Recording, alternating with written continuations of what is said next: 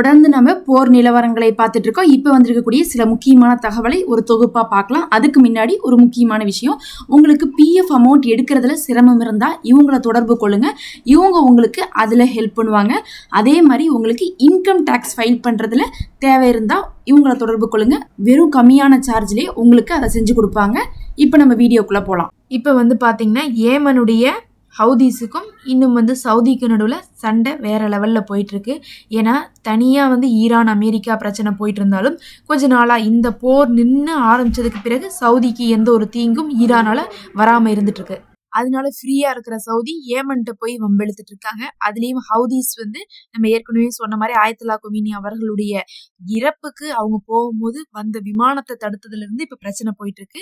இந்த பிரச்சனை கொஞ்சம் கொஞ்சமா பெருசா போய் நான் தரை வழியில வருவேன் இவங்க சொல்றதும், நான் தரை வழியில வருவேன் அவங்க சொல்றதும், நான் ஒன்னு அழிச்சிருவேன்னு சொல்றதும், நான் ஒன்னு அழிச்சிருவேன் இவங்க சொல்றதும், உங்களை கைப்பற்றிடுவேன் இவங்களை சொல்றதும், இப்படியே மாறி மாறி 2 பேர் என்ன பண்ணிட்டு இருக்காங்க, சரிக்கு சரி வார்த்தை மோதல்ல ஈடுபட்டு இருந்தாங்க. நேத்து நடந்த சண்டையில இன்னைக்கு வந்த தகவல் என்னன்னா 5 பேர்த்த பிணை கைதியா பிடிச்சிருக்கிறதாகவும், அது இல்லாம பாத்தீங்கன்னா 23 பேர் இறந்ததாகவும் இப்ப தகவல் வந்திருக்கு. சவுதிக்கும் ஏமனுக்கும் நடுவுல சண்டையில இது நடந்துட்டு இருக்கு.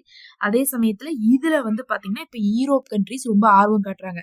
அதாவது ஈரான் பிரச்சனைக்கு யூரோப் கண்ட்ரிஸ் ஓடி போயிட்டாங்க, நேட்டோ நாடுகள் ஓடி போயிருச்சு. ஆனா இப்ப ஹவுதீஸ் பிரச்சனையில ஆர்வம் காட்டுறாங்க. ஏன் ஆர்வம் காட்டுறாங்க உங்களுக்கே தெரியும். அங்க ஆர்மோஸை க்ளோஸ் பண்ணியே இப்ப உலகம் ஸ்தம்பித்து கிடக்கு. அடுத்த ரெட் சீயும் இப்ப க்ளோஸ் பண்ணிட்டாங்க. கிட்டத்தட்ட நேத்தே பாத்தீங்கன்னா 10 கப்பல்கள் திருப்பி அனுப்பப்பட்டுச்சு. எந்த நாட்டு கப்பலும் வரக்கூடாதுன்ட்டாங்க. ரெட் சி பிரச்சனைங்கிறது காசாவுடைய பிரச்சனை இருந்த போது இருந்துச்சு.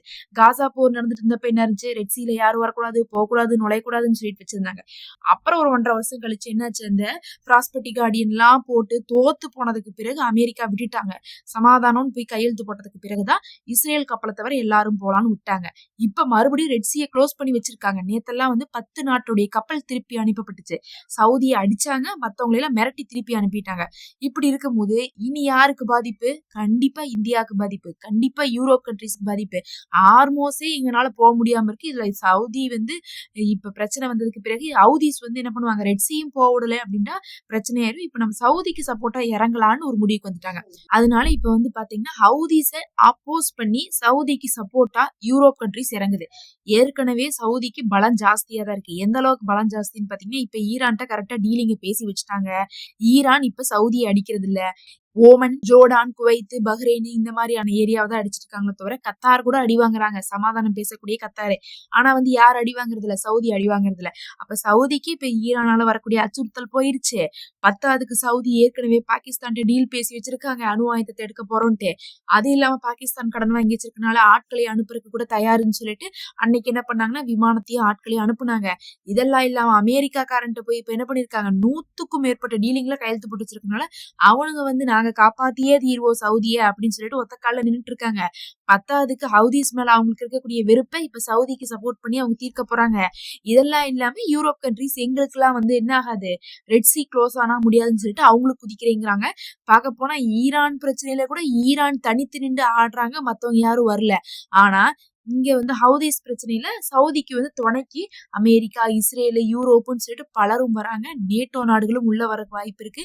ஒட்டுமொத்த கடலையும் க்ளோஸ் பண்ணா எல்லாருக்குமே ஸ்தம்பித்து போயிடும். அதனால ரெட் சீல பாத்தீங்கன்னா இவங்க இழுத்து மூடி இருக்காங்க இப்ப 2 நாளா. ஆனா அது எந்த அளவுக்கு பிரச்சனைனா ஹவுதீஸுக்கே எதிராக மாறக்கூடியதா இருக்கும். அதை தாக்கு பிடிப்பாங்களா ஹவுதீஸ்ன்னு கேட்டீங்கன்னா கண்டிப்பா தாக்கு பிடிக்க மாட்டாங்கன்னு தான் சொல்றாங்க. ஏற்கனவே அமெரிக்காவில அடிச்சு ஓட விட்டாங்க, பிராஸ்பெட்டி கார்டியனை ஓட விட்டாங்க, அது உண்மைதான். ஆனா இப்ப இருக்கக்கூடிய நிலைமையில என்ன சொல்லப்படுதுன்னு பாத்தீங்கன்னா, ஒரு ஈரான் மாதிரி ஹவுதீஸ் கிடையாது. அவங்க ஒரு சின்ன குழுதான். அங்க ஈரானுங்கிறது ஒரு நாடே. ஆனா இங்க ஹவுதீஸ்ங்கிறது ஒரு குழுதான். குழு இத்தனை நாட்டை சமாளிக்கிறது கஷ்டம் அப்படின்னு வேற சொல்லப்படுது. பொறுத்திருந்துதான் நம்ம பார்க்கணும். இப்ப பாத்தீங்கன்னா இப்போதைக்கு சண்டையெல்லாம் ஆரம்பிச்சு இத்தனை பேர் 40க்கு மேற்பட்டவங்க இறந்திருக்காங்க. இன்னும் பாத்தீங்கன்னா பிணை கைதியா புடிச்சு வச்சிருக்காங்க. அப்படின்றாலும் இந்த சண்டை அடுத்தடுத்த லெவலுக்கு போகும்போது மற்ற நாடுகளும் மறுபடியும் உள்ள நுழைவாங்க. நுழையும் போது பாத்தீங்கன்னா நிலைமை மாறி போகும். இப்ப இவங்க க்ளோஸ் பண்ணி வச்சிருக்கனால $94 மறுபடியும் ஆயில் விலை தொட்டுருச்சு. இது மக்களுக்கு எப்படி இருக்கும், இடைஞ்சலா தான் இருக்கும். அதனால கண்டிப்பா ஆயில் பிரைஸை குறைக்கணும்னா ஒன்னு ஹார்மோஸை திறக்கணும், இன்னொன்னு ரெட் சீயை திறக்கணும்னு சொல்லிட்டு தான் எல்லா நாடுமே முற்படுவாங்க. மறுபடியும் அப்ப ஹவுதீஸோட பிரச்சனை ஆரம்பிக்க போற மாதிரிதான் இப்ப நிலைமை இருந்துட்டு இருக்கு. இப்போதைக்கு லைட்டா சவுதி அளவுக்கு இருந்தாலும் அடுத்தது உலக நாடுகளே உள்ளக்குள்ள வரும்போது கொஞ்சம் வேற மாதிரி போனாலும் போயிரும். எப்ப எல்லா நாடுகளும் உள்ள வருதோ அப்ப வந்து அது என்ன வேர்ல்டு வார் லெவலுக்கு போகும். ஏன்னா காசா போறப்பயே ஹவுதிஸ் எதிர்க்கறதுக்காக வந்தவங்க எல்லாம் அப்படிதான் நினைச்சாங்க, வேர்ல்டு வாரே வந்துருமோன்னு பயந்தாங்க. அதுக்கப்புறம் பாத்தீங்கன்னா சைலண்ட் ஆகி போயிட்டாங்க. பார்க்கலாம் பொறுத்திருந்து. சவுதி ஏமனை பிடிக்கணும்னு நினைக்கிறனாலதான் இப்ப இந்த ஒரு பிரச்சனையும் வந்துட்டு இருக்கு. இதெல்லாம் தான் இப்ப வந்து முக்கியமான தகவல்.